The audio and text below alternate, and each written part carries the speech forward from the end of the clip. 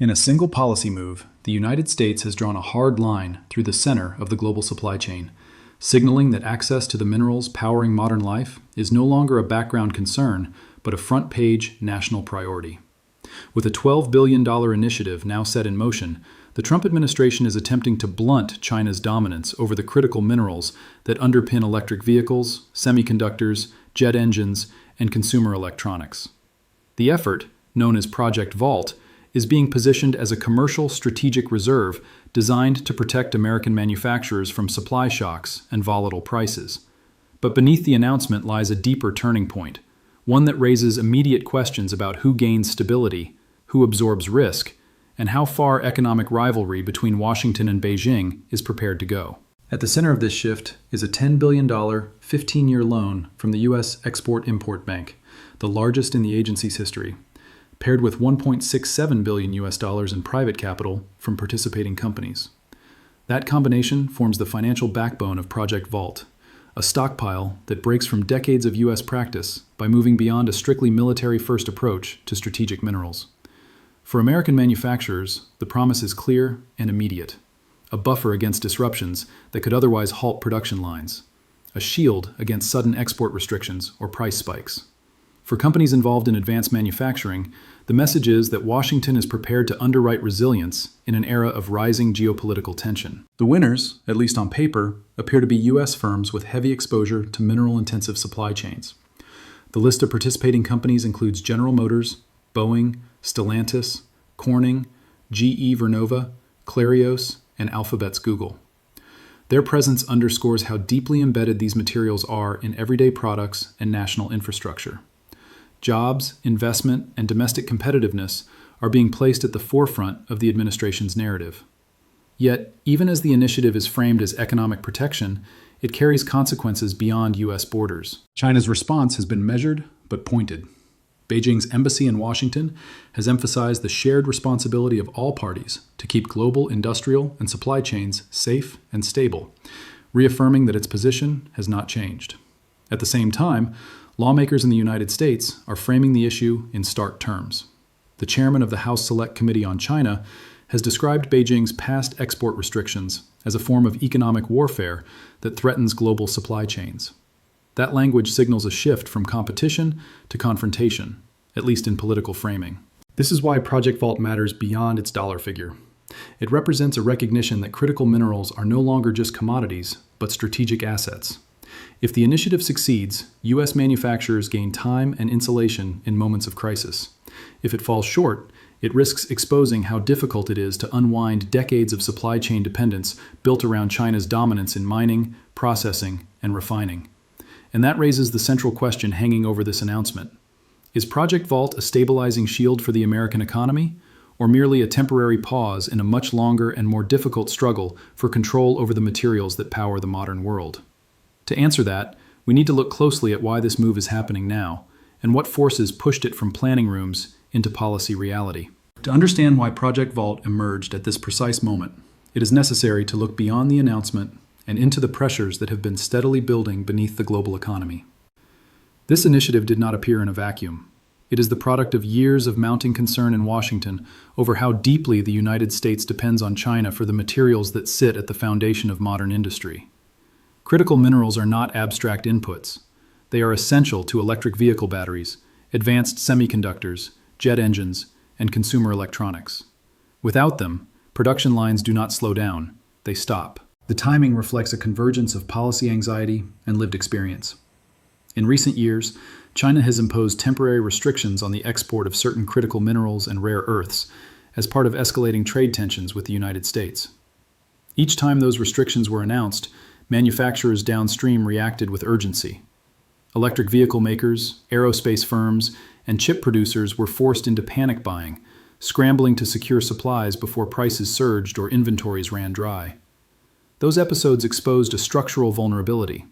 While the United States remains a major consumer of these materials, China controls roughly 70% of global rare earth mining, and more importantly, nearly 90% of global processing and refining capacity. That imbalance has become the strategic fault line Project Vault is meant to address. The administration's motivation, as framed publicly, is defensive. Officials describe the stockpile as a shock absorber, a way to buy time if supply is disrupted, and to smooth price volatility that can ripple through manufacturing sectors. The structure of the initiative reinforces that goal. A long-term loan from the Export-Import Bank anchors the project, while private capital signals industry participation and shared risk. This is not a direct nationalization of supply chains, but a partnership designed to stabilize them. The presence of senior officials and corporate leaders at the Oval Office announcement was intended to underline that alignment. Yet the why extends beyond economics into geopolitics. Lawmakers have increasingly argued that China's ability to restrict exports gives Beijing leverage not just over prices, but over strategic decision-making in other countries. From this perspective, Project Vault is an attempt to reduce exposure to that leverage. Supporters in Congress describe China's actions as a threat to global supply chains and, by extension, to national security. Their framing casts the initiative as a necessary response to an environment where economic tools are increasingly used as instruments of state power. There is, however, a counterweight to this narrative, embedded in expert assessments. Analysts note that while a strategic reserve can soften immediate shocks, it does little to dismantle China's dominance over the actual supply chain. Developing alternative sources of mining, refining, and processing takes years, often decades. A stockpile buys time, but it does not create independence. This tension defines the core risk of Project Vault. The good outcome is resilience and breathing room for manufacturers. The bad outcome is a false sense of security that delays deeper, harder reforms. As Washington moves to operationalize this reserve, the initiative sits at a crossroads between short-term stabilization and long-term structural change. Whether it becomes a bridge to a more diversified supply chain or simply a holding pattern depends on what follows next. And as we look closer at the global reaction and expert warnings, another layer of consequence begins to emerge, one that reaches far beyond U.S. borders and into the balance of power shaping the world's industrial future. As Project Vault begins to take shape, its effects extend well beyond the immediate goal of buffering American manufacturers from supply shocks. The initiative sends a signal into an already tense global system, and that signal is being read differently depending on where one stands. For U.S. allies and competitors alike, the move suggests that the era of assuming open, frictionless access to critical minerals is ending. Supply chains that once optimized for cost and efficiency are now being judged through the lens of resilience and strategic risk. For the average consumer, the consequences are indirect but tangible. Critical minerals sit inside products that define daily life, from smartphones and laptops to electric vehicles and household appliances. When supplies are disrupted or prices spike, those costs do not remain abstract. They filter through manufacturing, distribution, and eventually retail pricing. A strategic reserve that dampens volatility could help prevent sudden price jumps and production delays. In that sense, Project Vault could act as a stabilizer, reducing the likelihood of abrupt shortages that ripple into higher consumer costs or lost jobs in manufacturing hubs. At the same time, the initiative alters the balance of power between nations. China's response, delivered through its embassy in Washington, emphasized shared responsibility for keeping global supply chains stable. That statement reflects Beijing's consistent position that it is a reliable supplier and that politicizing trade risks harming everyone involved. Yet the very need for such a response highlights the underlying tension. When one country controls the majority of processing capacity for materials deemed essential to modern economies, trust becomes fragile. Project Vault implicitly challenges that concentration of power, even if it does not immediately dismantle it. Experts caution that the real leverage lies not in raw minerals, but in processing and refining. Without access to downstream processing, stockpiles risk becoming symbolic rather than transformative. This is where the ripple effects deepen. If the United States succeeds in pairing reserves with expanded processing capacity, it could gradually pull parts of the value chain away from China. If it fails, the reserve may simply delay the moment when manufacturers face the same vulnerability again, only under different circumstances. There is also a diplomatic dimension. Despite imposing tariffs on allies, Washington is simultaneously seeking cooperation through forums like the Critical Minerals Ministerial.